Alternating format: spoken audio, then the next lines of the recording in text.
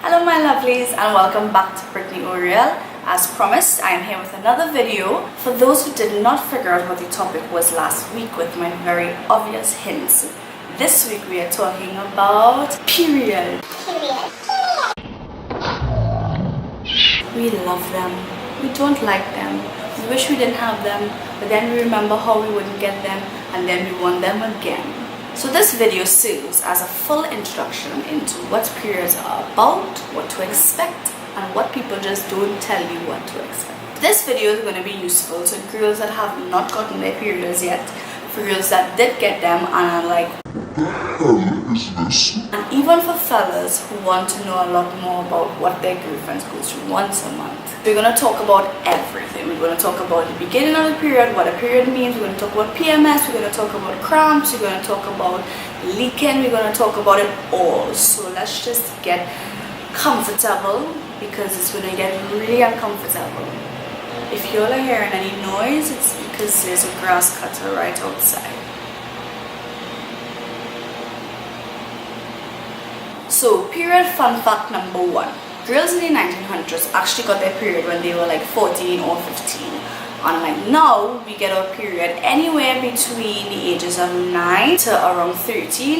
It's okay if you get it older than that, but that's the typical age that someone gets their period. Now, there are two main signs that your period is coming. 1, boobs. Boys. Tatas. You first start to form boobs. How do you know you're getting boobs? First of all, you have this hard tissue that develops underneath your boobs.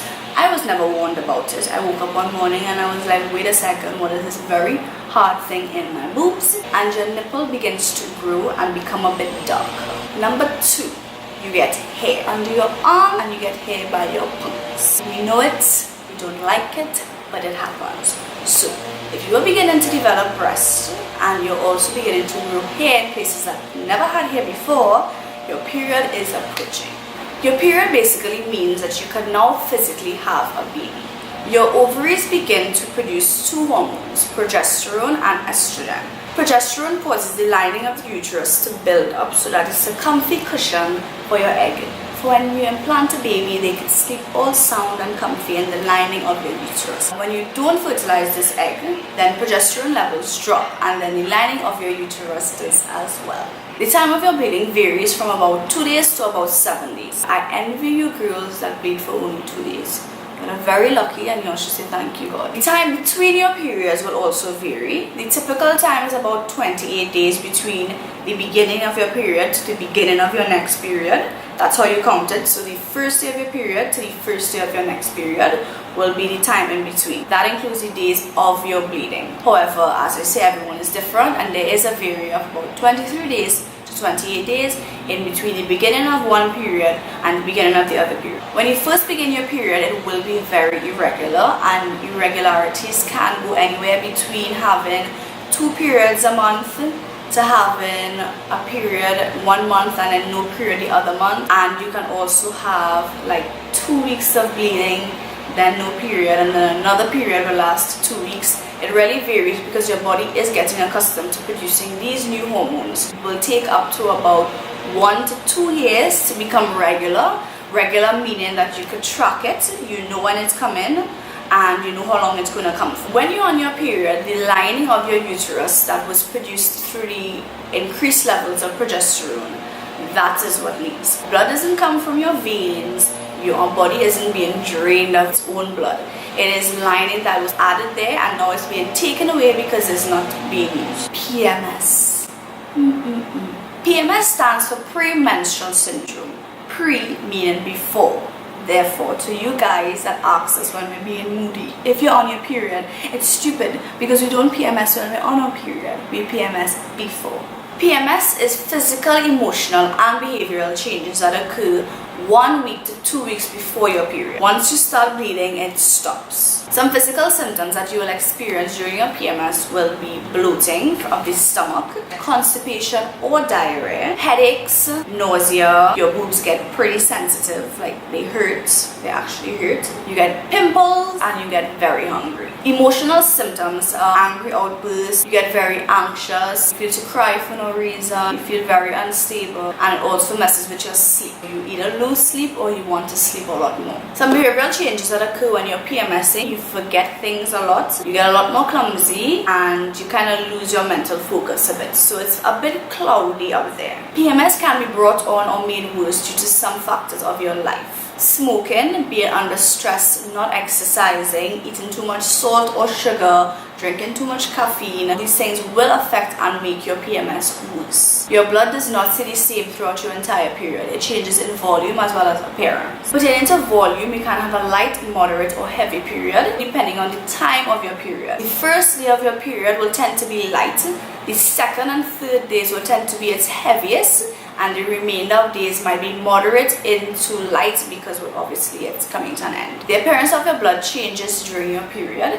It will be red most of the time, but coming on to the end of your period, it will appear brown or even black. This occurs when the blood tends to become a bit older. You will also see this change in blood on your pad or your tampon. You will also notice some clots in your blood on your heavier days. This occurs when your blood is flowing so fast that the anticoagulates in your body that is supposed to stop it from clotting doesn't have enough time to work, so when the blood flows it will have clots. Cramps are pretty much inevitable when you're having your period. What cramps are is basically your uterus contracts to try to get the lining out, and when it contracts it tends to push on blood vessels, and that restriction of oxygen causes the pain. Cramps are not just in your stomach, you will feel them in your hips, you will feel them in your back, in your legs, your inner thighs, and I even feel them under my feet. Severe cramps can also cause you to feel a bit nauseous. It may even cause you to vomit, and it will cause you to poop a little more. Some other symptoms that people don't warn you about is the uncomfortable sensation you're going to feel down there, meaning that your vagina is going to feel very heavy. You might even feel it throbbing, and your butthole as well is going to hurt. I'm sorry, there was no way to say that nicer. You poop a lot more when you're on your period than normal. Yes, poop a lot more. This occurs because when there's contractions down there, at the end of the day, everything is pretty close there. So the contraction of the uterus does affect that other region, and it makes your poop just come out a little more. Odor during your period is an avoidable symptom. At the end of the day, blood will smell. How often you change your pad or tampon or whatever you use will affect it. The more frequent is the less blood there is to smell. I also recommend that you'll shave before your period, so the less hair down there, the less warmth and the less smell. As gross as periods are, there's no need for you to go and clean side of there. There's no need to go and use a douche bag. For those that don't know what a douche bag is, look it up and have that word just completely ruined in your English vocabulary. Your vagina naturally cleans itself out, your period will be released, and your discharge will also help clean it. Now this is something I was not taught about.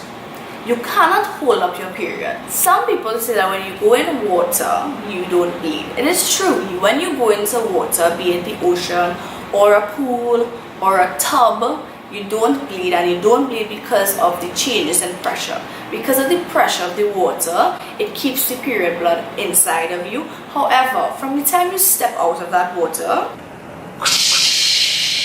so don't let anyone tell you that you don't bleed in water, so you don't need to wear a tampon or worry about going into water when you're on your period, because when you walk out, it's just really not going to be pretty. It's going to be running everywhere, and it's not going to be cute. It's not going to be cute. So I do recommend that if you're going into water when you have your period, either use a tampon or a cup, and if not, just it's a few days, stay out of the water, just leave it alone. Leaking is pretty much unavoidable when you have your period. It's going to happen. Bound to get a stain somewhere. So one, I recommend that you keep your very nice favorite underwears away from you during your week or however long of your bleeding. 2, cold water and soap are going to be your best friends. From the moment you notice a stain, as quick as you can, run it under some cold water, some soap, wash it out a bit, and hang it over your bathroom. At some point in our life, an underwear dripping over our shower rod or our shower door,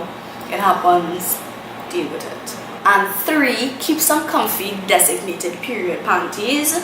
They were stained already, just leave them at the side, wash them, make sure they're clean for the next month, and just keep a designated pile of period panties to use during that time. Outside of your period, you can have leaking or spotting, meaning that you will see little traces of blood in your discharge or one day you might wake up and your discharge might be a bit brown. It is normal, it happens. It can be due to a release of hormones, it can be due to a release of your egg. When your egg actually releases from your ovaries, it does create a tear, and that may be a little trickle of blood. So it's fine if you see spotting and you're not on your period. As regular as your period may be, it could be your 3rd, 4th, 7th, 10th year of having your period. You can end up in a situation where your period takes you by surprise and either does not come, comes twice, or skips a month. This can occur for multiple reasons. It can occur when you are high in stress. So every time I did exams, CXC, CAPE and university, I had 2 periods a month.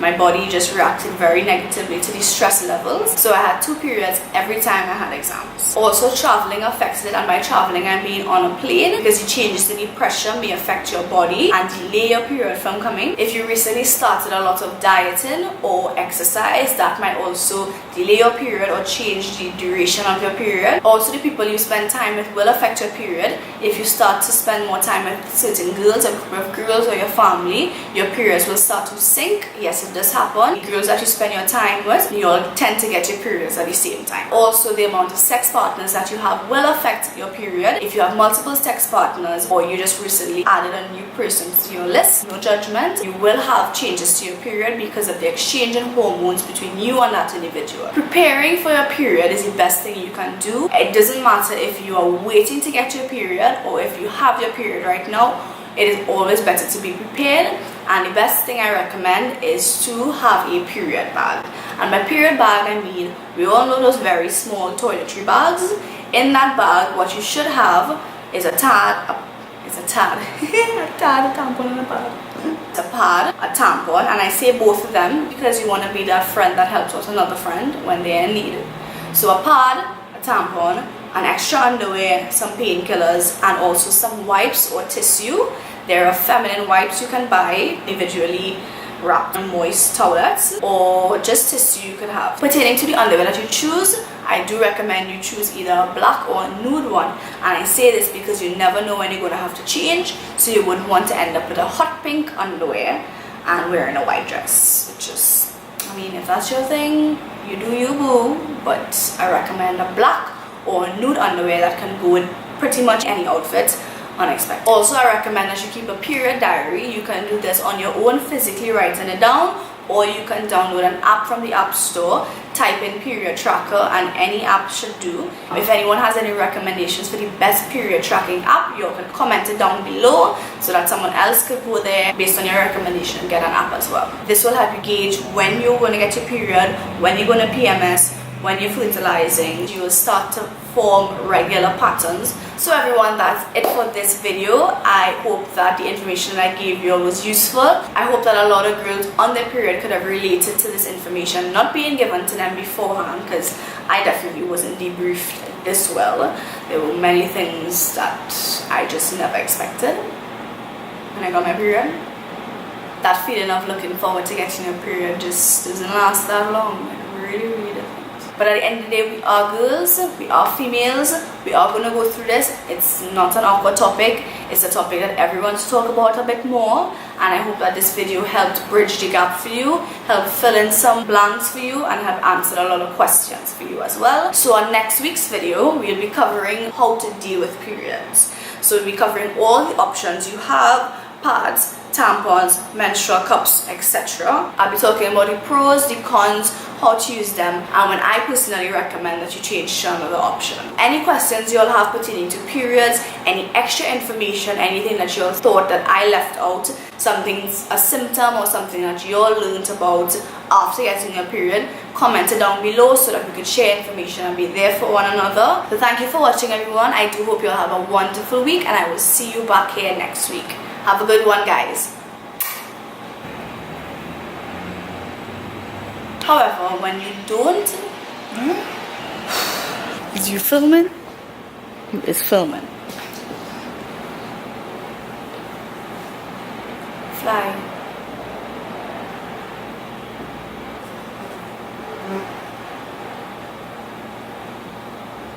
So I just looked at the footage and realized I had an antenna here.